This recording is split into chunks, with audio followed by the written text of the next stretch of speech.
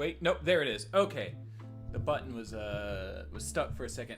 Hello, everyone. Welcome to the channel premiere of my short hair from what 2019, 2016 to 2019.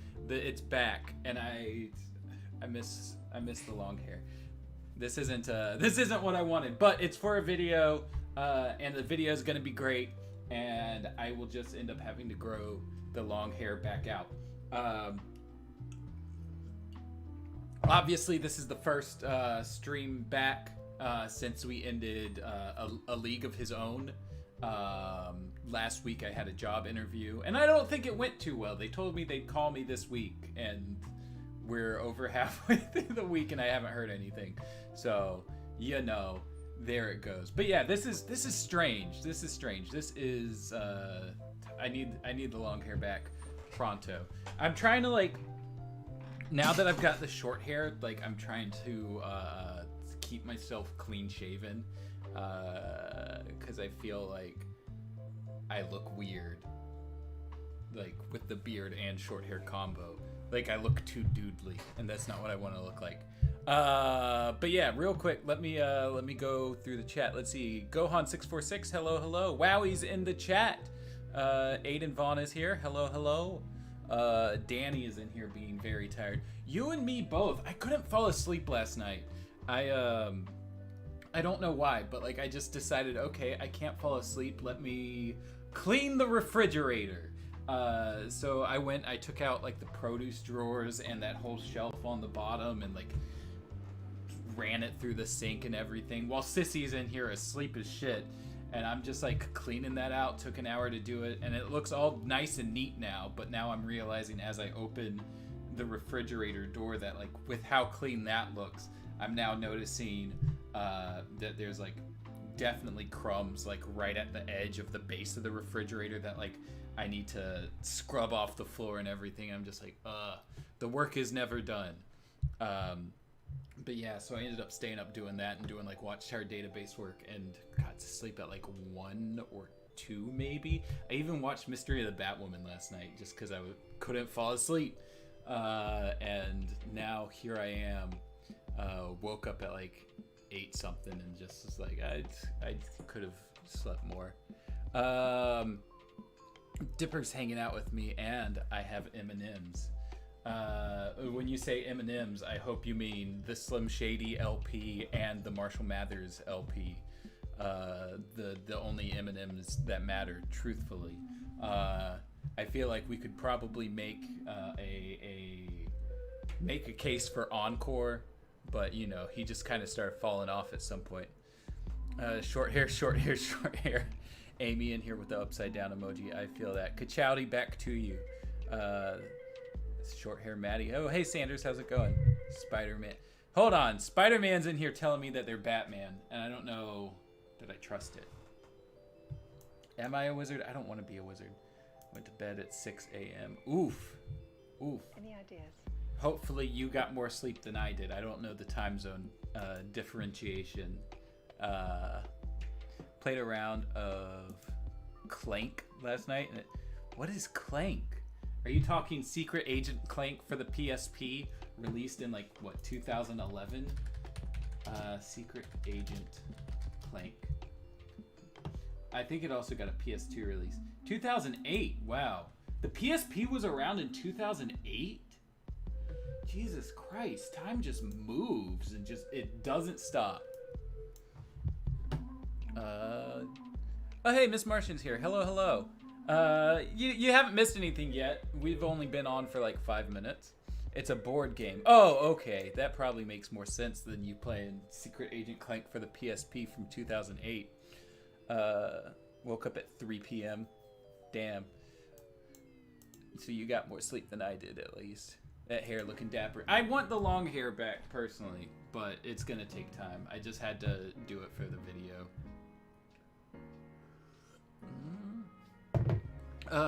Thought that I was going to fall asleep at 2 p.m. and then was awake until 8 p.m. R.I.P. That's a bummer. So since I haven't been on, and, like, it's been 2 weeks now. I mean, I wasn't on last week, and therefore It's been 2 weeks since y'all last saw me. I've got some stuff from the mail that I want to share with y'all. If you follow us on Twitter, you've probably already seen it. But we got like a bunch of Batman Beyond model sheets, mostly for like background characters that I've been working on scanning in. There's some cool stuff in here, but it's mostly all like Student 3, Teen 1. Ooh, there's Teen 2 and Teen 3. Cheerleader 1, Cheerleader 2, Cheerleader 4, that kind of stuff. I know we've got like a one that kind of looks like Mary Jane Watson, though I think that might just be like reusing the head of DCAU Lana Lang. And we've got like Chelsea Cunningham as a cheerleader, Terry's friend Chelsea. So that's neat. And then there was like, there's another one that kind of looks like Barbara. Was it this one? I think it's this one, Juice Bar Patron number 1. No, is that it? I don't know. But I've been working on scanning them in over time. Wait, no, here it is. Chelsea's friend number 3. That's definitely like Barbara's head on a different body. So that's kind of neat. I've got a bunch more to get through and scan, but I've, been working my way through and ran out of binder sheets to put them in. So I got to get more. But I also don't have money right now. So that's the thing. And then we got a bunch of stuff from like Mask of the Phantasm as well. That was just like Bullock's mouth charts. We've got mouth charts for a lot of the characters. Like here is Jack Napier's mouth chart, which is pretty cool. And then like we have a size comparison sheet that has a bunch of Phantasm models on it. And I think we have like solo models for a couple interesting ones. Here's Chucky Saul's turnaround, which is pretty neat. Let's see. I don't think that this guy had a name in the movie, but canonically, his name is Duty. So here's Duty, everybody.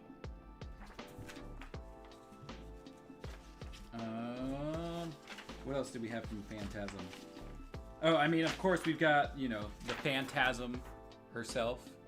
Spoilers if you haven't seen the movie.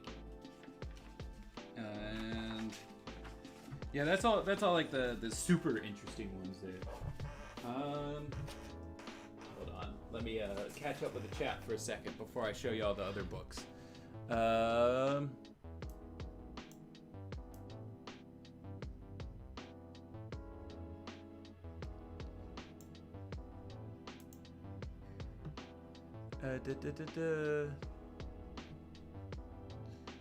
It's one of those rules constantly change board games. Oh, my sleeping schedule's just broken. True truths. I feel that.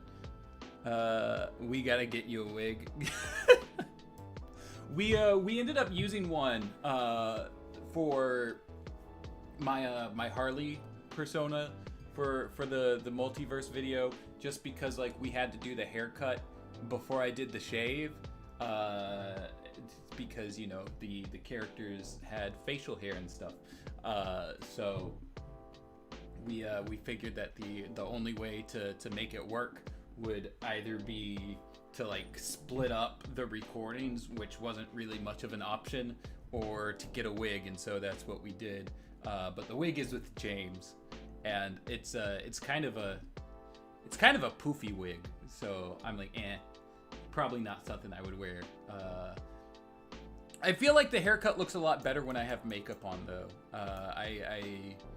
I kept the Harley makeup on and went out to dinner with it, like after we finished recording that, and I felt that I looked good. Oh, Clarence Pamelar, thanks for subbing. I don't know if you're on the YouTube stream or not, but if you are, hello. Let's see. Oh, one that fits. You already caveated it. You showed me the Darcy background character. Yeah, that's in the stack somewhere. I think that's cooler than having well-known characters. Yeah, that's true. I mean, obviously the well-known characters are typically a little bit more easier to find online and stuff, but having all of this stuff is just like, you know, there's one that we have that's like named Glenn Wong. That's like one of the character designers, and seeing stuff like that's really neat to be like, oh, we could canonically start calling this character by this person's name. Cheerleader 4 is my favorite character from all the DCAU. I feel that. I'm joking, but I actually like these background drawings. Yeah, they're a lot of fun. Hello there. Will you do some videos about these books, their canonicity, timeline reviews, Easter eggs, etc.? Yeah, I mean, so anything like canonicity and timeline stuff is wrapped up in our storyline right now. So there's not like a fire pushing us to really do that for these books right now, but that's part of the reason why we're doing these streams, so that we can have those notes ready and prepared for when we do get to that.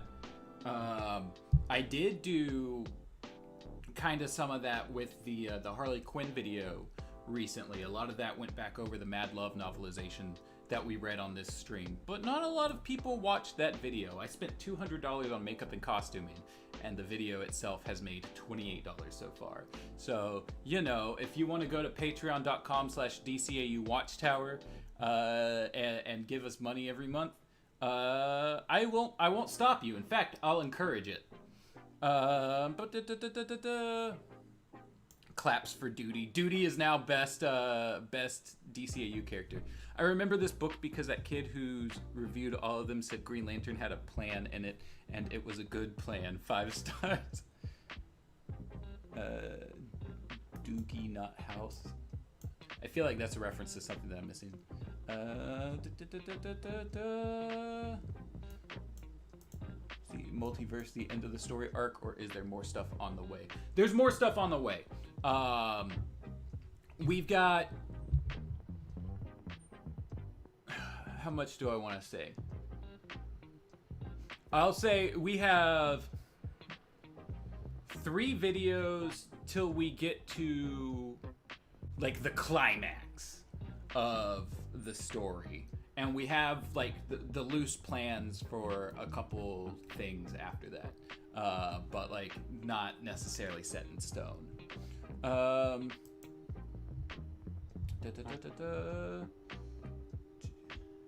Hello, Scarloey. How's it going? What if I send you a really nice wig, like a dark auburn natural redhead wig? I don't know. Wigs never like felt like my thing. I personally just want to have long hair rather than like having to you know, pretend to have long hair. Some people are loving the haircut though. Thanks, Carly. So the other stuff that I got in the mail recently, I got this DC superheroes style guide. As you can see, it's a Superman the Animated Series New Batman Adventures era style guide, but it has characters that did not show up during that. It was mostly used for like the sake of marketing stuff, and as a result, we got a couple interesting characters in here that we hadn't seen elsewhere at the time. Let me see. We've got a DCAU Superboy, for instance. More Superboy. That's Steel. We had Steel on the show. We have Doomsday, but since this is pre-Justice League, he looks a little different. And by a little different, I mean a lot different. I think there's some Bat Family characters in here. It says in here that Timm is the 3rd Robin, which like is true for DC in general, but was not the case for the DCAU until recently. There's no Jason model or anything though. We've got this Wonder Woman which some of you may have seen before. She was mentioned in Ted's Wonder Woman video a little while back and was used on like Barbies and stuff along those lines. Let's see, I think that flashes straight from the show.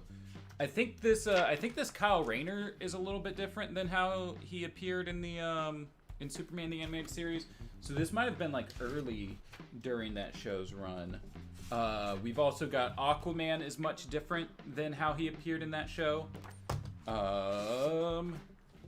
We've got Shazam. And we have Hawkman. Way before his appearances in, what was it, Justice League Unlimited. And then the back of the book is just like bigger versions of the same images that are earlier in the book. So, you know, if, say, for some reason you needed to have a bigger Doomsday, here he is, being big and in charge. Let's see. Why is my scroll not working? I had this headcanon. Oh, that's for your conversation with Miss Martian, I think. I hate that Superboy head. It looks goofy. Yeah, it's not the best. Very I guess like minimal work looks like it was put into it. I would look great with Paul McGann's wig from the where'd it go? From the 1996 Doctor Who movie. I'll have to look at that. I'm watching Doctor Who right now, but we started with Eccleston, so I'm not like too well versed in anything that came before that. This is like my second time starting Doctor Who. I was watching it way back in the day and then quit when Capaldi started. Just because I was out of cable, like not out of cable, but like I just didn't have cable at the time, and I never picked it back up.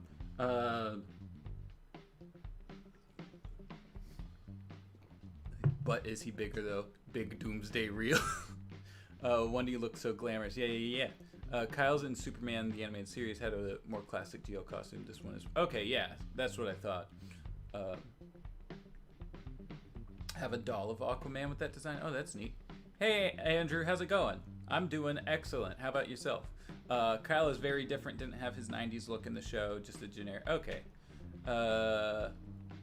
Aquaman stick his chest out. He's got a what's the word? Project dominance. I like that Hawk design. Yeah, it's real cool. I'm really looking forward to scanning through these. My main thing is that like. Obviously being bound as a book, I don't know how I'm gonna get like the best of scans given that some of the artwork goes into the crease, but at the same time it's pretty clear to me from the front of this and how there's like a crease right here going down the artwork. You can't see it because there it is, you can probably see it if I back up. Like it's pretty clear that this is a reproduction of the original thing. So, you know, damaging it is like, I don't want to because I spent money on it, but you know, so it goes. Bigger Doomsday, thick Doomsday. Yeah, but we are gonna need a bigger Doomsday. Doomsday more like Beaks Day. I can also read your headcanon. Oh, I'm gonna have to scroll back up then. Maddie on a Wednesday. Is it Wednesday? It's Thursday. It's Thursday. What are you talking about? It's Thursday. When are we gonna see Batman Doom's Night? I don't know what that means. What we talking today? We're gonna be doing another one of the Justice League books, but I just wanted to go through like my mail stuff that I got. I got a Superman the Animated Series style guide. All of these books, all these style guides, I got from the same seller. It's someone on eBay who seems to have like run a cartoon magazine back in the day, and I feel like they had the originals of all this stuff and like scanned them in and then decided to like make prints to sell online, which, you know, more power to them. but like would have been cooler to have the original stuff. This one, like, I think most of the like interesting stuff in here is that I've got prop designs now. Here's a car, and here's Clark Kent's pen and notepad.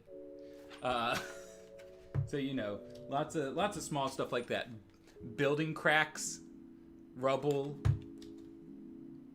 Trying to see what in here would be like the coolest thing. Hey Wowie, here's Metallo for you. There's your boy, Mr. Corbin himself. And here's also Mr. Corbin himself.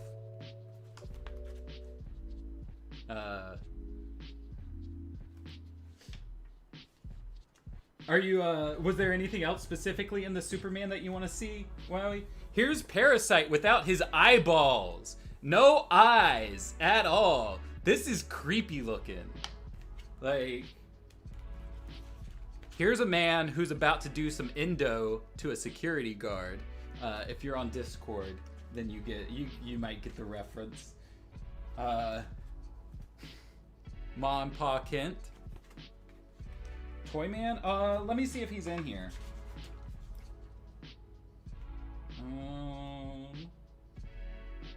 See, there's Jor-El. So I feel like I'm moving away from where Toyman would be. Hey! Who's this big beefy boy? Who is this big beefy boy?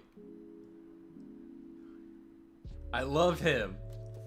It's called Lex Luthor Dress Up Doll is the name of that character model. See, there's Ron Troop. There's Lana Lang. Angela Chin. Oh, yeah. So originally for Superman the Animated Series, Perry White was supposed to be a black man. So that's pretty interesting. Here's his full body turn. It's like a completely different character model than what we ended up seeing. There's Jimmy Olsen. Here we go. Here's one for the heteros. Y'all can screenshot that. I'll leave it up here for 2 more seconds. 1, 2. There you go. Hope y'all are happy. Let's see. I'm not seeing Toyman. That's the start of the... Oh, no, there's Clark. There's Superman. There's Bibbo's back. Hold on. Oh, there's a list of all of everything.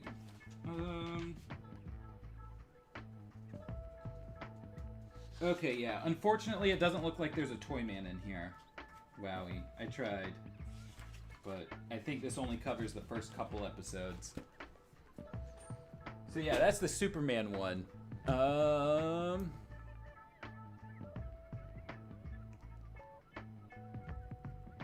Let's see. Oh, hey Matt, how's it going? Good to see you in here. Classic pen and notepad.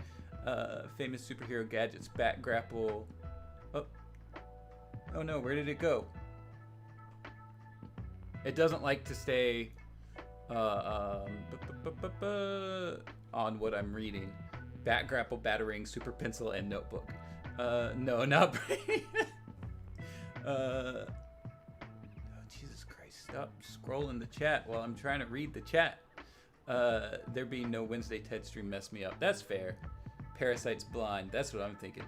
Cannot wait to see what y'all do with the model stuff. I got a bunch of different Ben 10 company only style guides a few years ago with a bunch of original background files for the show. Oh, hell yeah. No, this stuff is always like super interesting. I think our main goal in getting all of this is to like have it scanned and used for the website, but obviously as well as like art reference for Legacies and stuff along those lines.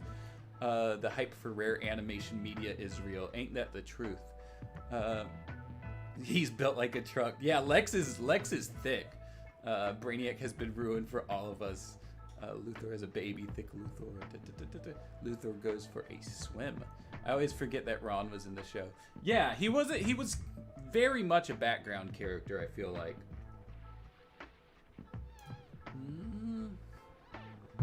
That's what Luthor looked like when he came out of his mother's womb. Yes, that side. Oh God, I'm so sorry, Mrs. Luthor. Lex is triangular like Glenn Danzig. Oh, that's a tragedy. But he was in episode 4. I mean, yeah, I think it's just like the first 3 episodes worth of stuff, though. Had no idea about Perry originally being black for Superman the Animated Series. Neat. Yeah, I found like I found a colored version of that model a while back, and it was very like shrunk down, and I was just like, oh, black Perry White, interesting. What the hell? And I just never thought I'd see anything else of it. And then we got a hold of these style guides. I was like, oh, Naked Luthor is more important than Toyman. That's true. Hey, don't invisible us depraved femmes. We exist. That's fair. That's fair. I just after doing the community post for a while, where I've been posting like the you know, the Super Babes character models, or like the Harley Quinn Gods and Monsters character model, or even just the line art of Gloria kissing Renee for Batman The Adventures Continue, which, like, if y'all haven't read the new issue yet, do it. The art's incredible, and Gloria is just wonderful. I've just been noticing that, like, there's a lot of fucking horny dudes that interact with the stuff that we're posting. So that was the first thing on my mind. But yeah, obviously, you know, if you're into Lois and not a dude, then more power to you as well. Going good, finally got video software, and I'm almost done with my next video. Hell yeah, hell yeah. Why would there ever need to be designs for the characters in their underwear for a show on Kids WB? I think more than anything, it's just to like have the model there and like build clothes, like build wardrobe for it. That's my biggest assumption. But yeah, beach episodes possible as well. The underwear designs are just for them to... Yeah, okay. Amy said the same thing. Nice haircut. Well, thank you, L Block or Bloke, however you want it pronounced. Wish that we could get animation museums. I want to pay $20 to go see Brainiac and SpongeBob turnarounds across the walls. Well, this isn't necessarily anything that will happen, but I've been talking to both James and Ted about us at some point in the future opening a comic shop that also kind of serves as a base of operations for Watchtower Database / DCAU Museum. And they both like the idea, but obviously that is a lot of money, which is a thing that we don't get a lot of from YouTube or Patreon. I know we're making enough to where like James gets to be doing this as his you know, full-time gig, but Ted still has a job, and I am about to be trying to find a job since unemployment has dried up. So, you know, money me now, needing money, me money need a lot now, as they say in It's Always Sunny in Philadelphia. I hate Harley's Gods and Monsters design so much. From what I understand, it was Bruce Timm poking fun at like how overly sexualized she had become, like since the creation, and like it wasn't meant to be like taken as a serious thing, and more so a pastiche. Is that the word? Pastiche, parody, something along those lines. But you know, that's that doesn't necessarily make it a better design. And he has also since decided that Harley in her underwear is a good thing to do. So, you know.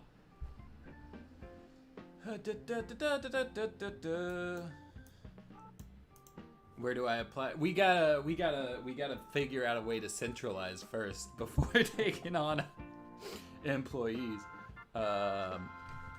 But yeah, okay. So next thing I've got 2 more books before we get into the actual book that we're reading today, and it's already almost 12:30. I got a Batman the Animated Series Bible, which I know for a fact that this one is a reproduction of the original Bible because it's got, you know, TNBA stuff on it. Was it made by the person who sold it to me, or was it made by Warner Bros. Animation, as their logo is on here multiple times, just for the sake of continuing to milk the property for merchandising. Who's to say? I am clueless. But I'm sure plenty of y'all have seen the Bible before. It comes with like a lot of interesting. Oh, I don't think I've seen this one actually. It comes with like a lot of interesting like early concept stuff. A lot of like. Here's Renee Montoya's page, for instance. It says that she had a husband who died. Like a lot of stuff that didn't end up making it into the show. Here's an early Robin design from the Bible. You can look up like the main Bible itself online. It's made available in plenty of places. But over time, more pages were added to the Bible, and there's stuff that's in here that's not online. I have never seen this Riddler design before. I've seen this, but like with the mask and hat on. I've never seen these heads for it, so that's really interesting. And then we got like let's see. Let me get out of the Bible itself and into like character designs. A lot of character designs I've seen online before, but we've got like this security guard who apparently is named Benny Wartles. Why did they think they needed to name him that? I don't know, but Benny Wartles is this guy's name. Here's a policewoman that I don't recognize.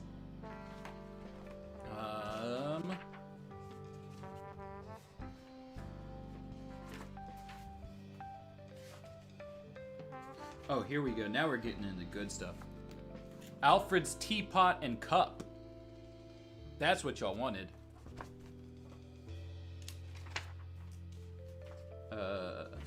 Alfred's serving tray.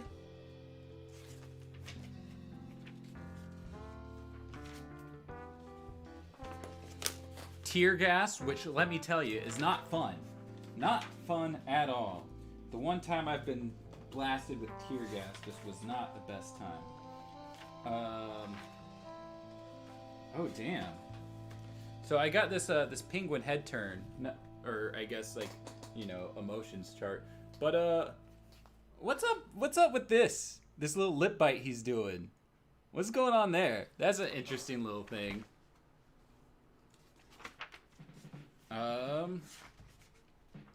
And then like the back of this has a bunch of different like just sketches.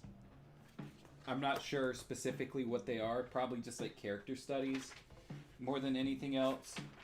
For folks who were trying to get the thing down. But I don't know how they made it into this version of the Bible or who they are drawn by. Because they don't look like Timm, Bruce Timm, really. Let's see, a lot of emotions charts. Here's I guess what Batgirl could have looked like, which is a pretty interesting look. I think the most, the thing that I saw while flipping through here the other day that like stuck out to me the most was so Catwoman originally had a completely different look for BTAS, and I've never seen this art for that look, and it's fucking awesome. I love it. I love that look for her. I kind of wish that they went with it. I got a anime as an adolescent has given me a thing for cat girls. Yeah. I know, how basic, but sorry, it's the truth. So, you know, this is cool to see. Catch back up with y'all again real quick before I go into the last book before we read.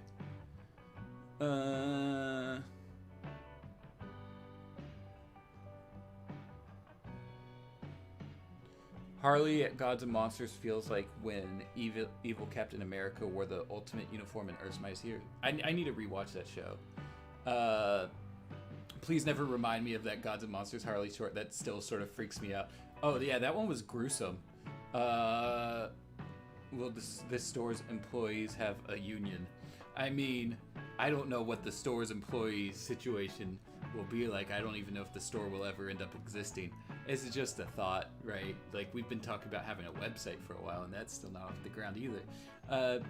If you're hiring and you ever need Portuguese subtitles, I'm a Brazilian non-binary femme looking for a job with a DCAU podcast in the making. Ooh, interesting. I do know that that we've been discussing trying to do subtitling, but I think like I was saying earlier, the biggest situation is that we don't make a lot of money on this, and so asking somebody to do that for us just kind of feels exploitative to a degree, if that makes sense. And so we haven't really pursued it too much. Wow, the Bible has a lot more Batman than I expected. I get it. Gods and monsters, you'll know what I mean. I did know what you mean. He's balding. Security guard, you say. Oh no! Betty looks baked. True. Isn't he bald? And isn't who bald? Oh, Riddler? Yeah, Riddler went bald in TNBA. I remember there was a scene with Maggie Sawyer's wife, but is there a scene with Renee's girlfriend or something? Renee's girlfriend just got introduced in Batman The Adventures Continue. I might pull that up in a little bit, depending on what time allots. But yeah, she recently got a DCAU exclusive girlfriend named Gloria Navarro, and I love her. Probably best new character from Batman The Adventures Continue. Very, very, very close with Mr. Wing. I would say Mr. Wing is just below her, but I love her to death, and I'm so glad that she was drawn by Jordan Gibson, because as much as I love Rick Burkett, his contribution to this book has been a little bit less than pleasant to look at.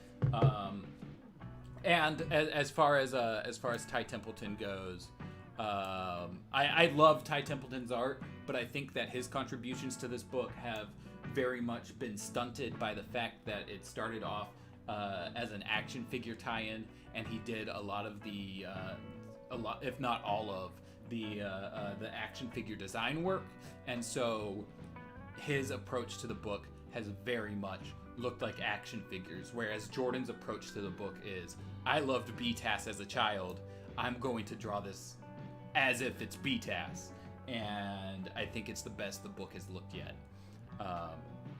Very much worth, if you're not into Batman The Adventures Continue, it's very much worth getting at least this one issue for the art alone. And of course, because it's Gloria's first comic appearance, and who knows, maybe that'll be worth something one day.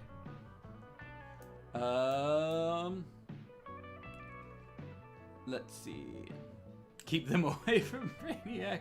I sure do hope he is not going to be subjugated to a horrible fate. He looks more stoned than I was when I was a security guard for sorority houses. Oh god, that sounds like a hell of a job.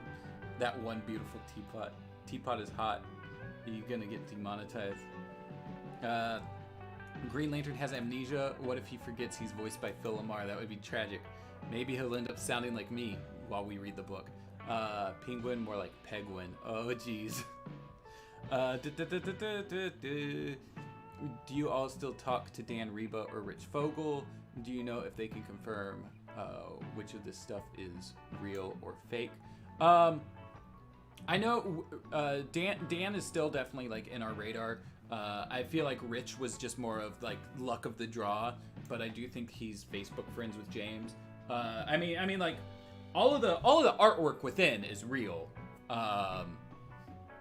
I just don't know like the authenticity of the books themselves, you know, if they are if these were put together directly by Warner Brothers or if they're reproductions of what was put together by Warner Brothers. But the artwork inside is all real.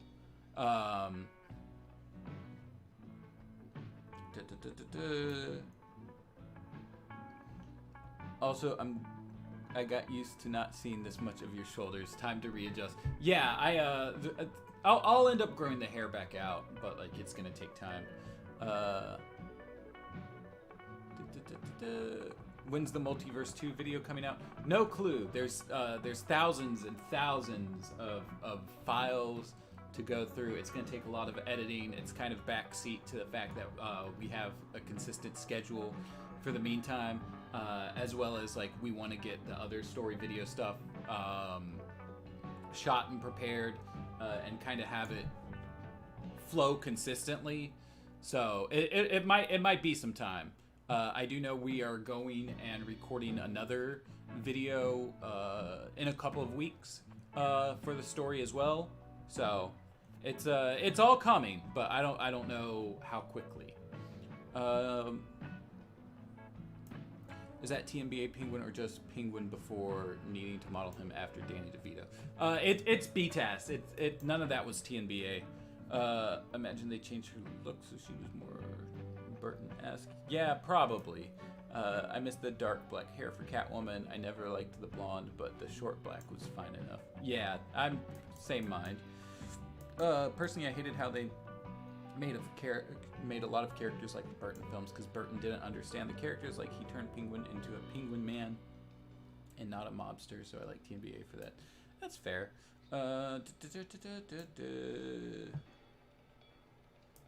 How dare you insult Mr. Wing? I'm not insulting Mr. Wing. Mr. Wing's still a high favorite, but Gloria Navarro is just wonderful. Burkett needs a better inker. Yes, I agree. Jordan's art is gorgeous. Also agree. Last thing I got before we get into the book, I was saving this for last because it goes along with the book. Green Lantern, the animated series style guide. This one's a lot thinner than the other ones, but still pretty cool to have. Unfortunately, a lot of the artwork within is CGI stuff, because the show was CGI. But we've got like CGI turnarounds like that, but then we also have like CGI action poses for, I guess, marketing material and merchandising, stuff along those lines. Did I like the new B-Tech issue? I feel like story-wise, it kind of feels like a ground we've tread elsewhere. It kind of feels like the Bane episode.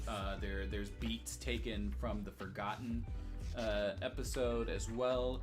And so it just feels like, this is just a thing that's happening. But the art was wonderful, and I greatly appreciate Gloria's inclusion. More marketing material. This stuff is not CGI though. This is that's 2D drawing, so that's cool. We have in here poster designs, or I guess card backs for action figures, whichever they ended up using these for. Let's see, a lot of logos and stuff.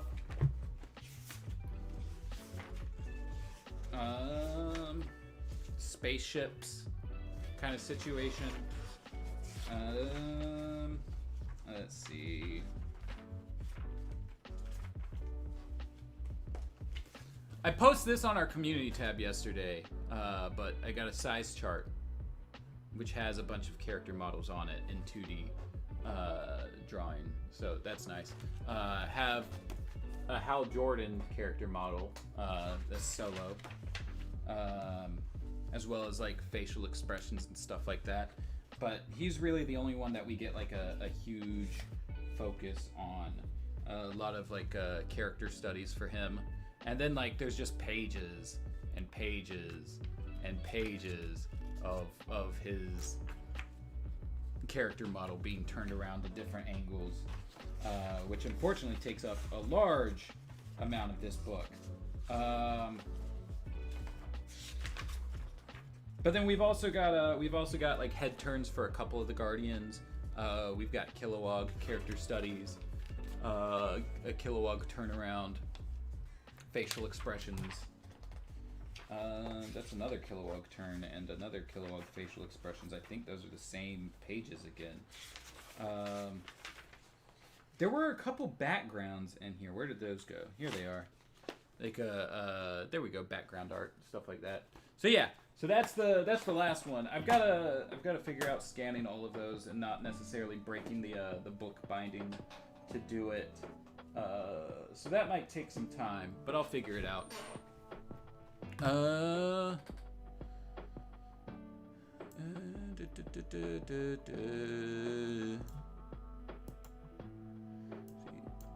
Geotest must be way less stylish. It's a gorgeous show, and I do think that it deserves an art book, an actual art book that's like put together for consumers rather than just something like this that's made for marketing material.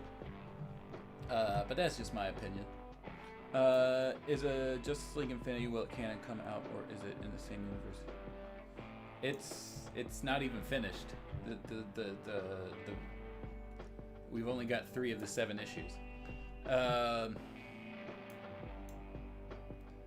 see. I want to see more Aya, please. Let me see. Let me see what I've got for Aya. I've got this specific pose for marketing material. And the CGI version of that pose. But I don't think she got a lot of art in here, actually. Here she is, CGI character on the side of this chart. And then she had her CGI turnaround right there. But I think that's like really all we have for her in this book. Unfortunately.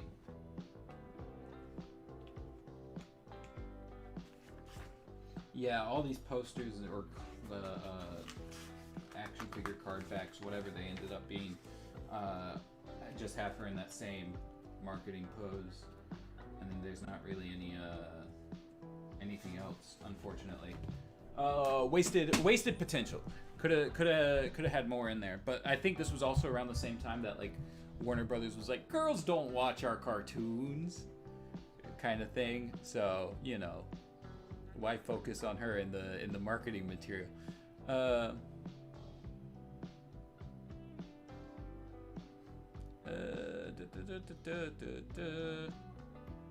I like how the setup introducing Aya into the main continuity then gave up entirely when the new 52 started. I didn't know that they did that. That's interesting.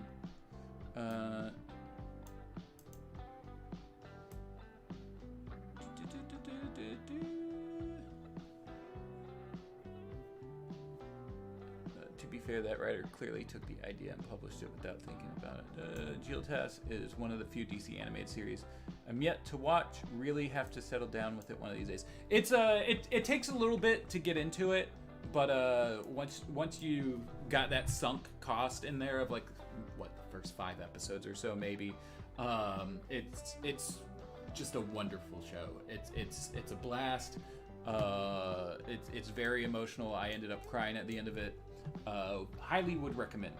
Thank you, Maddie. Jewel Test is pure love. I wish they had done more seasons and then tied it more neatly with Jon Stewart and Kyle Rayner. That would have been neat.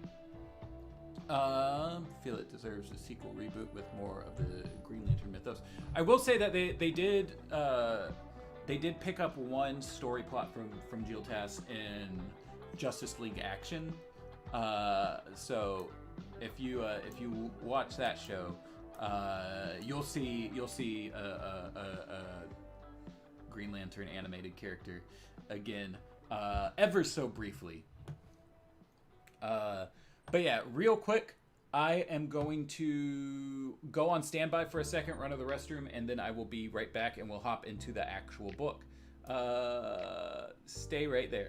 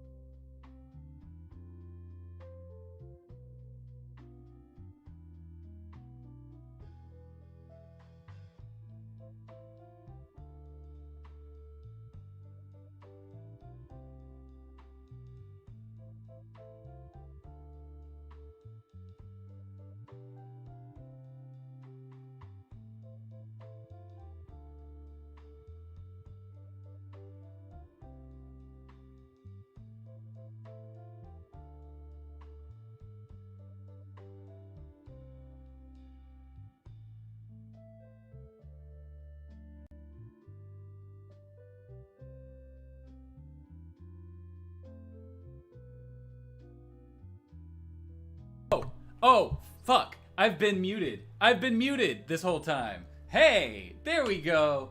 All right, I'm just responding to y'all and not even, being heard. Here we are. I was saying, the Green Lantern, the animated series episode that is, or the Justice League action episode that follows up Green Lantern, the animated series, is called Barehanded. If you only watch one episode of Justice League action, make it that one. But watch it after watching Green Lantern, the animated series. That is the caveat. Maddie and chat, what do you all think is the most underrated DC cartoon? For me, it's either Legion of Superheroes or Batman the Brave and the Bold.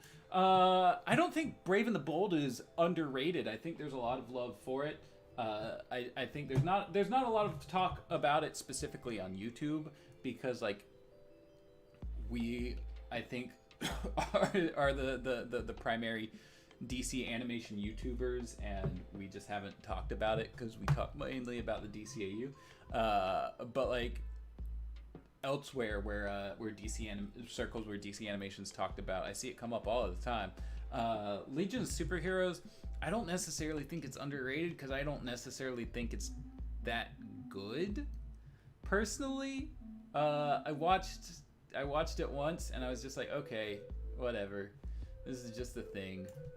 Nothing that really happened caught me too well. I would say I haven't watched Beware the Batman, so I can't speak on that for sure. But I think, in my opinion, it would be Green Lantern, the animated series.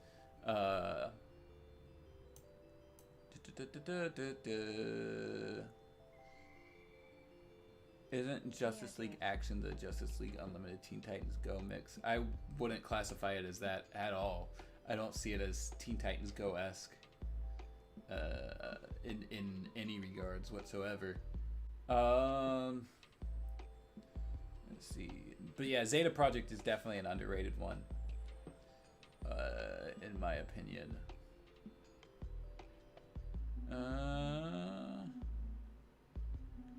All right.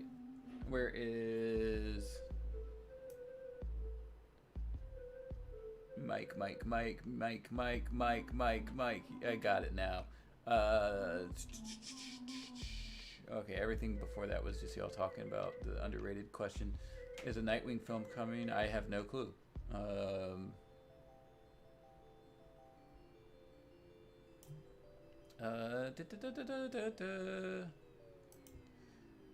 Brave and the Bold had a movie in 2018. That's true.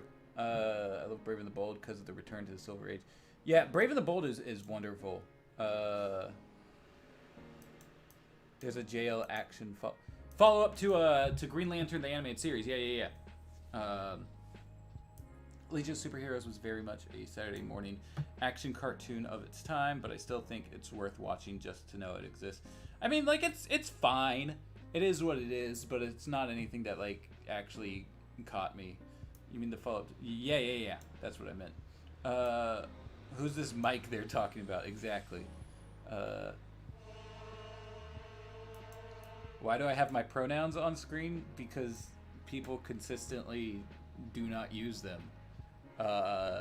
So, just making them clear. But yeah, what I was saying while my mic was muted was that this book was called In Darkest Night when it was first printed, but for some reason the ebook version is called In Blackest Night. This is not an adaptation of the Justice League episode, but instead is a whole new story. So we're about to jump into that. Always found Static Shock underrated. I feel like a lot of people love that show. I feel like there's probably been a lot more talk about it recently, given that the DVDs finally came out. HBO Max has it now, and we got the comic book reboot. So there's definitely been a lot more talk around it lately. But before the past like couple years, I would say that would be a fitting one for sure. It's huge in Brazil. Everything is big in Brazil, from what I understand. Another Michael Jan Friedman, yes. So we're gonna do, at the very least, the prologue. Jesus, I've already been streaming for an hour. We're gonna do at the very least the prologue, maybe chapter 1 as well. I do have like a couple things that need to get done today, and I didn't expect to spend so much time on those style guides, but it is what it is. Is all of the DCAU in North American HBO Max? Zeta Project is not, but I think everything else is, if I'm remembering correctly. Prologue. Dave Van Domelen had always loved the stars. His childhood buddies had wanted to become firemen and baseball players, deep sea divers, and race car drivers, but Van Domelen had never been interested in any of those professions. For as long as he could remember, he had wanted to be an astronomer, and he did whatever he had to in order to become one. He studied astronomy in high school, college, and graduate school. He spent his summers visiting observatory after observatory. He taught, he helped conduct research. Finally, Van Domelen got a job at the kind of place he had always dreamed about.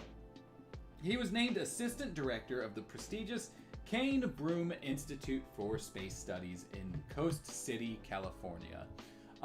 Kane, of course, being Bob Kane, the guy who said he created Batman for so long, and then come to find out he was snubbing Bill Finger. And Broom being, if I'm remembering correctly, John Broom, not Broomer, who I'm pretty sure created Green Lantern. Maybe his first name wasn't John. Green Lantern. No, it was John. Yeah, John Broom, the creator of Green Lantern. So that's a nice little shout to both, even though Kane is kind of a dickbag. Maddie, you're going to Brazil. You can't make me go to Brazil. I just really remember liking Legion of Superheroes, and it seems like most people didn't even remember / know it existed, at least until recently. Yeah, that's fair. That is one that came back into the zeitgeist with I think did it get a Blu-ray release, but also like DC Universe and HBO Max kind of helped it out. Broom made Alan Scott or Cal Jordan? God, I don't remember. I don't remember which one he made. Wrote primarily Green Lantern stories and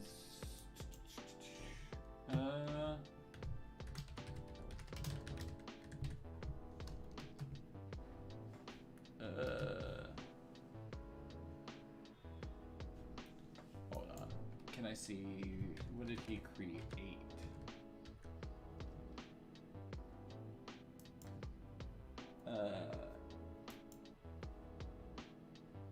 He created Detective Chimp, The Phantom Stranger, Atomic Knights,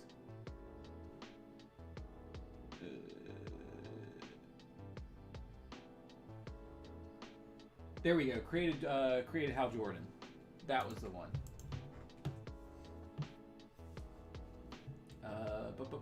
Now, where were we? He was named assistant director for the prestigious Kane Broom Institute for Space Studies in Coast City, California. Kane Broom studied the galaxy with the help of an immense telescope that had been placed in orbit around the Earth. The telescope, known as Solarac, was able to do more than pick up light from other stars because it was located outside Earth's atmosphere. Solarac was also able to detect gamma radiation and tiny particles that were constantly being ejected from Earth's sun. The information gathered by Solarac was fed back to the Kane Broom Institute, where it was stored and analyzed by a powerful computer. There, Van Domelen and his fellow scientists had a chance to go over it, learning more about our sun, our solar system, and the rest of the universe in the process. But Van Domelen wasn't content just to pore over computer data. Every night, he took a turn at the bank of television monitors hooked up to the Institute's computer, watching and hoping that something interesting would happen while he was there. He did that for more than 6 months, but in all that time, nothing of interest took place. Nothing of even mild interest. All Van Domelen ever saw on the monitors was normal solar activity. Unusual events like flares, sudden leaps, and spurts of fiery solar gases always seemed to take place when somebody else was manning the monitors. And yet, there was again on a cool night in mid-October, sitting in front of the same gray mainframe computer and the same silent monitors, drinking the same black coffee out of the same kind of styrofoam cup. But after more than 6 months of watching and hoping, Van Domelen was beginning to wonder if he was wasting his time.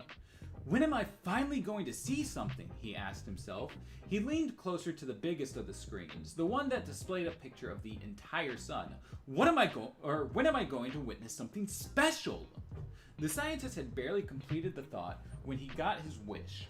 Right before his eyes, the sun's surface seemed to erupt with a flare that was bigger, brighter, and more powerful than anything he could have ever imagined. It climbed so far into space, it looked like a long, slender finger on a giant golden hand. And the flare didn't subside right away either. It kept erupting for what must have been a full minute. Then finally, it began to diminish in size and intensity. Eventually, it became just another part of the sun's aura again. Feeling a thrill of excitement, the scientist checked some of the smaller monitors to find out the flare's measurements. As it turned out, it was every bit as impressive as it had looked. Cane Broom had been in operation for 6.5 years, and nothing ever recorded there had ever come close to this. How lucky can I get? Van Domelen asked himself. All his patience had been worth it.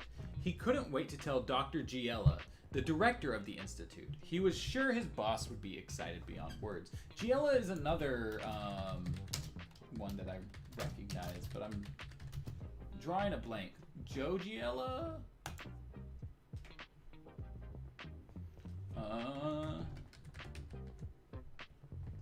Creators.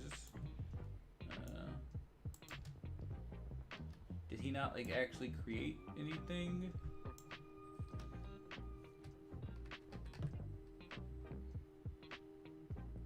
Well, he worked with Bob Kane. He did Strange Adventures. Okay. Maybe we'll get Adam Strange in here.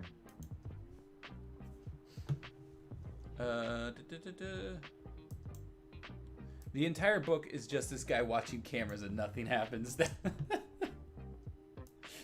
Never mind, something just happened.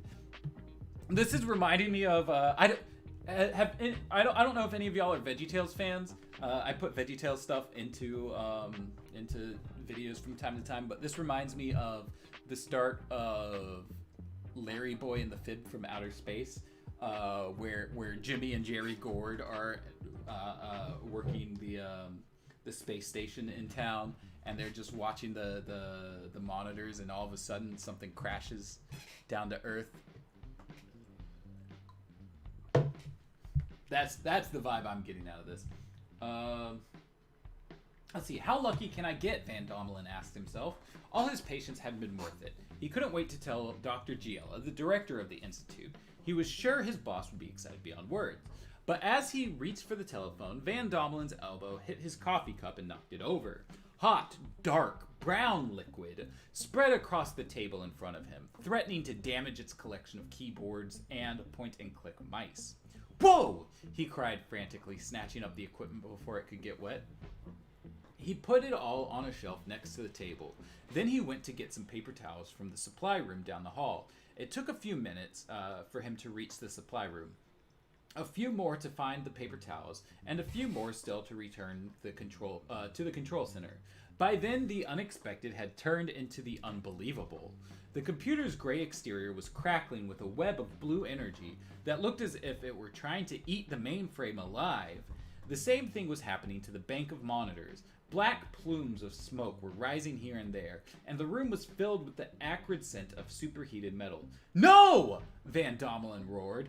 dropping his roll of paper towels. What had happened while he was gone? Surely a spilled cup of coffee hadn't caused all this.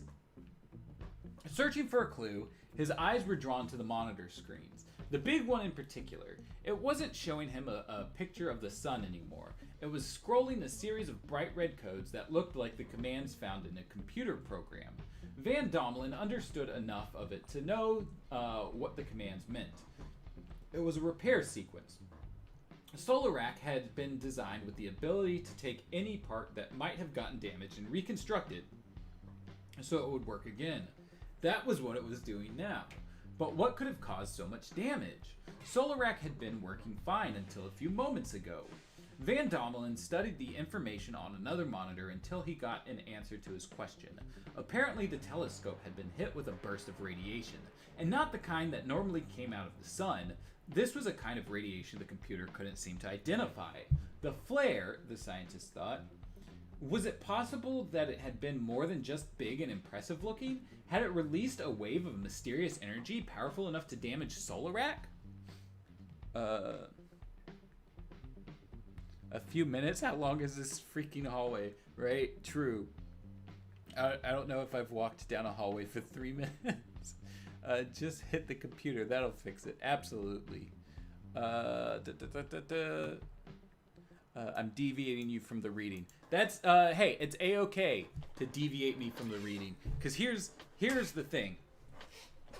While, obviously, I can't stay on stream all day, the more that's going on in chat, I'm sure the better it is algorithmically for us. So, you know, if y'all want to talk, I will not stop you from talking. It just might take a second for me to get to it and read it back. That is, of course, unless somebody does their talks with a little donation thing, and then it just tells me in my ears, hey, there's a donation message, and then I you know, draw my attention directly over to it. If you want me to respond to something in a quick manner. But yeah, I won't stop you from talking. Van Domelen squinted as he watched the electric blue web sizzle across the face of the computer. Whatever had hit the telescope, it hadn't stopped there. It had detected Solarak's data stream and sent an energy charge all the way back to Cane Broom. The scientist had never heard of anything like that before, but then he had never seen a solar flare of such huge proportions either. By then, Solarak had gone a long way toward rebuilding itself. But if the codes Van Domelen was reading were correct, it wasn't just rebuilding a little, it was rebuilding everything. Solarak wasn't even a telescope anymore, he realized. A chill went up his spine. It was becoming some other kind of device entirely. Then the scientist realized something else. Solarak's position in space was changing. It wasn't staying in orbit the way it was supposed to. It was coming back to Earth, and at a frightening speed. A machine as powerful and complex as Solarak, with a new body and a new mission? Van Domelen couldn't imagine what it would look like when it got there. He couldn't even begin to guess what kind of behavior it might exhibit. But he found himself shivering at the thought of it. Bum, bum, bum, bum, bum. And that's the end of the prologue. So this is the part where I take notes. If you haven't been here before for a stream, essentially a lot of this is for note taking for the sake of future videos, including will it canons, timelines, maybe even book reports, stuff along those lines. So we pump everything into our spreadsheet we've got. We list character appearances, locations, items, stuff that could make it non-canon, timeline stuff that happened like in show that's being referenced, all kinds of stuff like that. Let's see. I've got Van Domelen. Did I spell Domelen? Yeah, okay, I spelled it right. Cane Broom Institute for Space Studies. Cane Broom Institute for Space Studies. And Coast City, California. California. Da, da, da, da, da, da, da, da. You know, Earth is mentioned, so fuck it. I'll put Earth.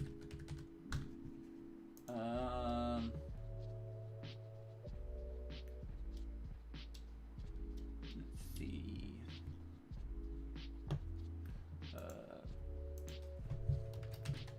Van Domlin has been at Cane Broom for over 6 months. Cane Broom has been around, I think they said, for 6.5 years. I'll have to double check that.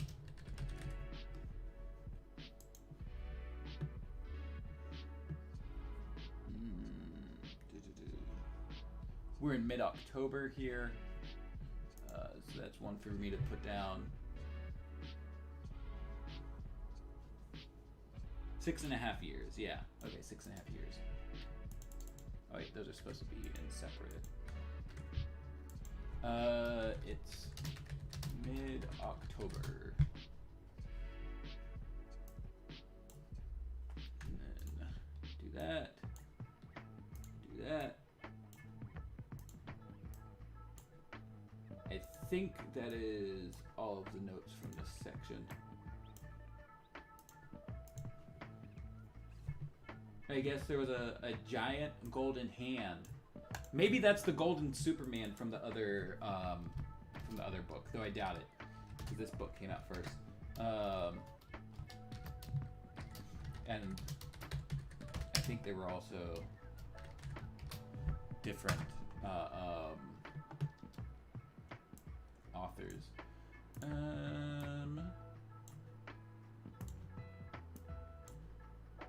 So that's it for the prologue's notes.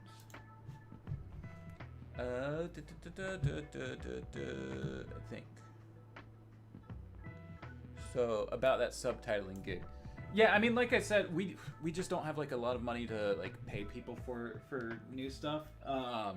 But if that is something that you're interested in doing, I would shoot an email over to info@watchtowerdatabase.com. Oh, can I DM you guys about a proposition of how to make it fair? I really want to help. It kind of helps me build a better portfolio and stuff. More in a probable message. Yeah, shoot an email to info@watchtowerdatabase.com. I believe that should be our email that James goes through, and he does the majority of let me see. He does a majority of like the like behind the scenes dealings, I would say. Where is our website? I just want to make sure that I've got the right email. Oh, is that website still not up? We had a our domains lapsed recently because they didn't tell James that he needed to re-up them, and I guess it wasn't set in the calendar. Contact. Yeah, if info@watchtowerdatabase.com doesn't work, then info@legacesdcau.com should work just as fine. Coast City and locations. I got Coast City. It's right here. Coast City, California. Oh, got it. Okay. Yeah, tight.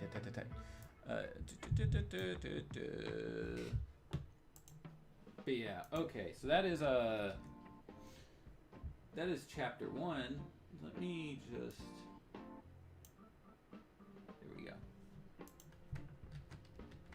And you know what? We can do. We can do chapter 1 on top of doing the prologue. Why not? Let's go. Let's get into the real meat and potatoes.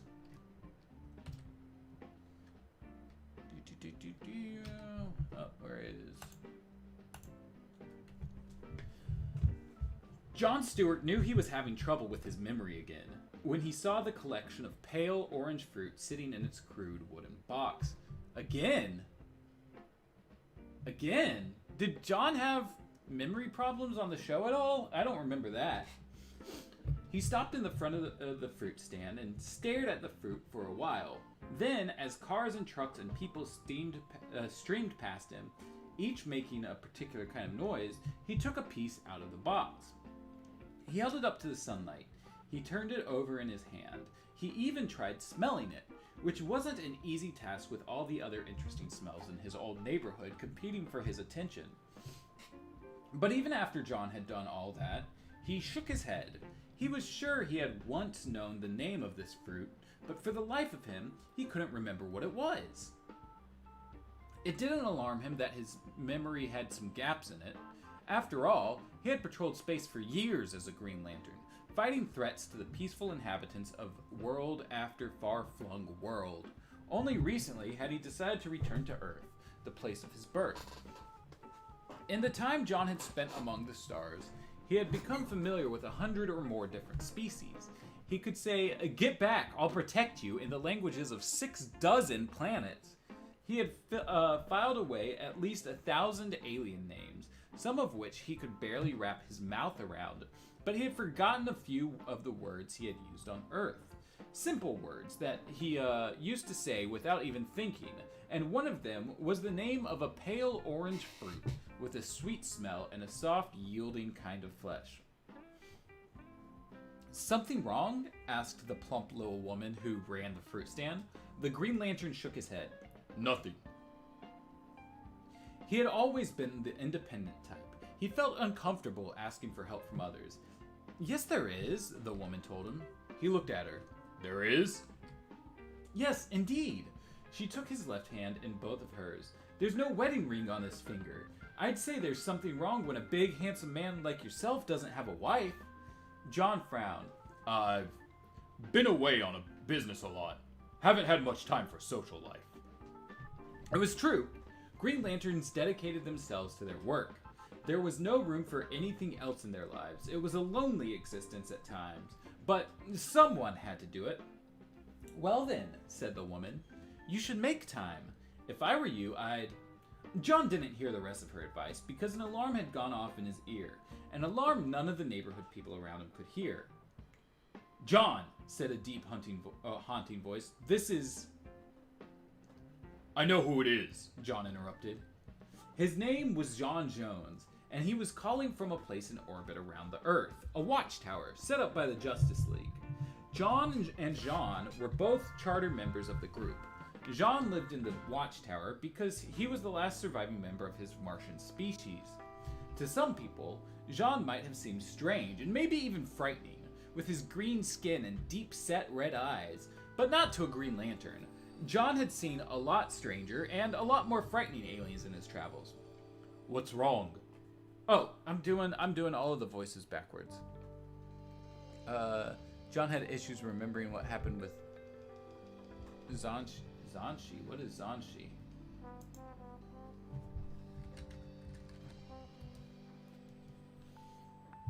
Was that the...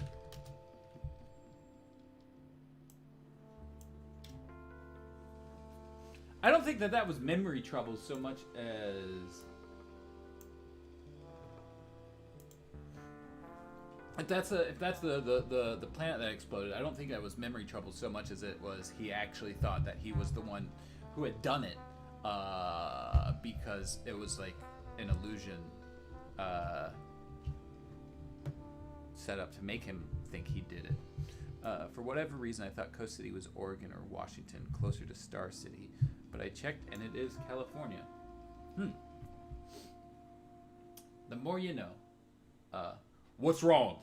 He asked the Martian Manhunter. "You've heard of Solarak?" "Of course," John replied. He and his fellow Justice Leaguers could see it sometimes from their watchtower, its lenses glinting in the unfiltered sunlight. "Of course what?" asked the fruit stand lady. John ignored her. "What about it?" he asked John. "Something has happened to it. The device has somehow reconfigured itself and is attacking Coast City." Attacking Coast City? A telescope? John thought he had heard it all, but that was a new one on him. How could that happen? He asked. From what I can gather, Solarak is absorbing energy. Coast City has that in great abundance. It was as good an explanation as any. Superman is out in space, the Martian continued, but I'm alerting the rest of the League. I'm on it, John said. See you in Coast City. By then, the fruit stand lady was staring at him good and hard. Coast City, she echoed. Why would you want to see me there? John didn't have time to explain. He just willed his ring, the one on the middle finger of his right hand, to turn his street clothes back into the Green Lantern uniform. But before he left the stand, he had to ask a question. That fruit, he said, pointing to the one that had baffled him. What's it called? The fruit stand lady was staring at him with eyes as wide as frisbees. No doubt she had never seen a superhero up close before. A mango, she muttered. It's called a mango. Mango, John repeated. He made a sound of disgust. How could he have forgotten something so simple? With a burst of willpower, he rose into the air and rocketed off in the direction of Coast City. John was more than a mile out of town when he remembered he hadn't charged his ring in some time. The ring was the source of his power. Under his guidance, it could project beams and barriers of seething green energy. The last thing he wanted to do was run out of that energy during a brawl with a powerful enemy. He looped back to He looked back to the neighborhood, shot through a narrow space between two buildings, and entered the window he had left open in his apartment. It was a simple place, not much furniture or anything. But then, he had gotten used to traveling light during his days of patrolling space with the Green Lantern Corps. Besides, there was really only one piece of furniture that mattered to John, and at the moment, it was invisible. Moving his hand over what appeared to be an empty table, he found it with his fingertips. The thing was smooth, like metal, and cold to the touch, with both flat and round surfaces. When he pressed his ring against it, the contact made it appear before his eyes. It was a lantern, glowing with an emerald light that bathed the entire room in its splendor. A green lantern. John knew he didn't have to say anything while he was charging his ring. Just pressing it against the lantern would do the trick, but he always said something anyway. In brightest day, in darkest night, no evil shall escape my sight. Let those who worship evil's might beware my power, Green Lantern's light. It was the motto of the Green Lantern Corps, a reminder to every being who had been given a ring by the mysterious guardians of the universe that it was his or her duty to stand up to evil in all its forms, and not just sometimes, all the time. That was the most difficult part of being a Green Lantern. They need to be on guard 24 hours a day, 7 days a week. He could never just relax the same way other people did. He always had to be ready to fly off at a moment's notice. Sometimes, John wondered what it would be like to have a family like other guys his age. He would picture himself barbecuing in the backyard, watching his kids play ball while his wife hugged him and told him what a terrific cook he was. Damn, John is just like the rest of us. John just wants to grill. John just wants to grill.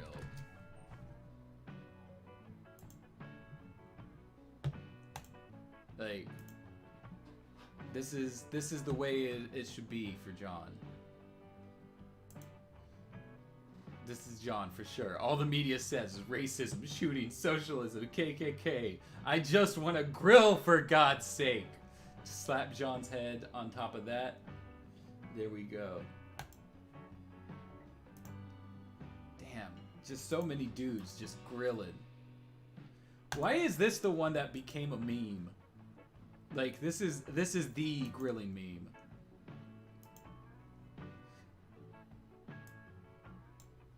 There's so many good just grilling. Is that?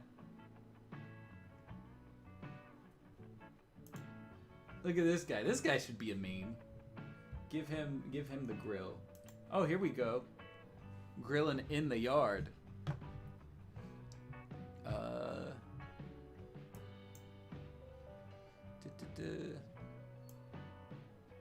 I can't remember the last time not charging a ring was an issue. Yeah, I imagine they probably don't do that a lot more in the comics, do they? Probably a little tried and tired, even though it's just like it's part of the character. The constant desire to have DC be frozen in Silver Ageism. It's the weird centrist grilling me. Cursed boomer images. Fun fact, grilling is not a thing in my part of the continent, so I never understood the imagery of American folks grilling a barbecue. I think that a lot of the barbecue grilling stuff is very much tied to suburban life, right? Because obviously, I live in an apartment and I can't just put a grill out on my back porch, and so it's just like it's seen as like an aspirational thing of just like, hey, you know, I get to go outside, hang out in the yard, drink some beers, and cook with the boys, with the dudes, with the bros, kind of a situation. See, here you go. We got the bros right here. Or it could even be a father-son bonding thing. I know definitely that my stepdad is big into grilling and like would absolutely take me out into the yard to grill stuff up with him when I was a kid.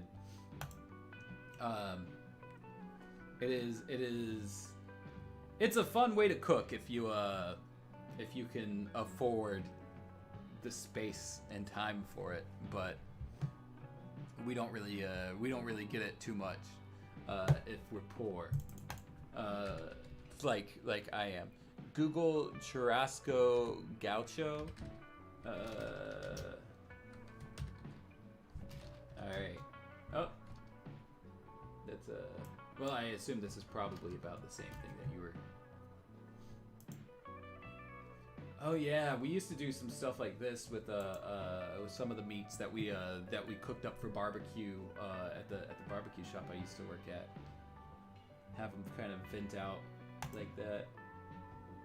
God, this looks delicious. I'm a vegetarian, but just like grilling and barbecue is just like a weak spot for me. Like barbecue's delicious, and like if anything, we're gonna break the decade of vegetarianism that I have under my belt. It would be barbecue or seafood. My apartment's clubhouse has some grills by the pool that the whole complex has to share. My apartment is basically a renovated hotel, not hotel, but motel, where what was once motel rooms is essentially your apartment. Like it's not the greatest of spaces, and I think a lot of that probably has to do with the fact that it's you know, in a city where space is very limited. But that's just my experience. We did have a pool at my old apartment back in Georgia, but I've just had nothing like that for the last 5-6 years. Fortunately, I have a disdain for cutting and cooking meat, so I don't think that's an issue I gotta share. Not to get spoilery, but anybody else following Diggle and his journey of becoming GL on CW? I am so far behind on all that, so I haven't seen it. Where were we? He would picture himself barbecuing in the backyard, watching his kids play ball, while his wife hugged him and told him what a terrific cook he was. Then he would get wind of someone in need of help, and his daydream bubble would pop, and he would find himself streaking. That's gotta be one hell of a daydream. You're daydreaming about barbecuing, and then all of a sudden, your daydream bubble pops, and now you're just streaking. Why does the ebook just stop it there? Like, there's still so much room. And they just said, nah, we'll end the line at streaking instead of having the rest of the paragraph come in under it. Oh, naked Green Lantern now to go with our naked Lex Luthor. And he would find himself streaking through the sky to stop some monster from destroying some city, just as he was about to do now. John frowned. Family barbecues were for other people. He was a Green Lantern. With that thought in mind, he took off to meet his teammates in Coast City. And by meet his teammates, I mean turn his teammates into meat for his barbecues. And that's the end of the chapter. Beautiful, beautiful way to go out. Let's see, real quick, we did have, let's see, John Stewart was mentioned. Jean Jones was mentioned. Superman was mentioned. And they said the rest of the league, but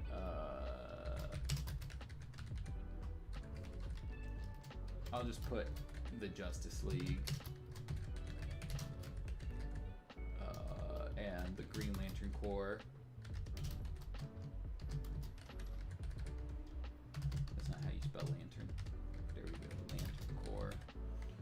And Fruit Stand Lady.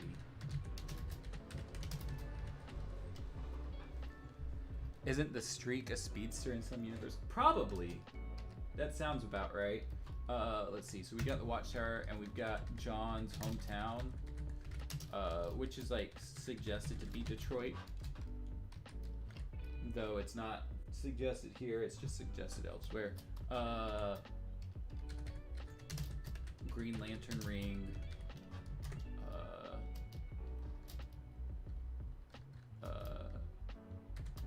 I guess Green Lantern, and we got Mongos, which none of that's really too important. John has been a Lantern for years, and wasn't it suggested that he's only recently come back to Earth? Only recently had he decided to return to Earth. Okay. John returned to Earth recently. Okay, nothing like concrete, no pop culture, no weather, no other clues. So I think that's basically it as far as the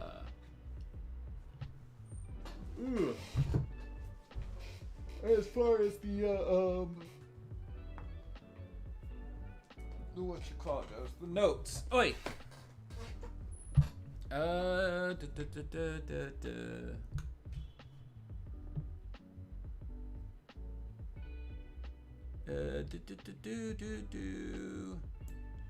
I'm sort of ambivalent on the whole way it's been handled, but I guess we'll see. Worlds Awake. Good soup. Oh, hello, Jimbo. Should team up with the Blur from Smallville. Yo, stream highlight reel going up as soon as you're offline. Hell yeah, excited about that. Streak is from Justice Guild. Okay, that's the one. Streak is from Justice Guild. Let's see, we didn't get season 6 of Supergirl. Okay, so basically that's the end of, we got the prologue, we got chapter 1, and then y'all got to see all of this stuff that I have to scan.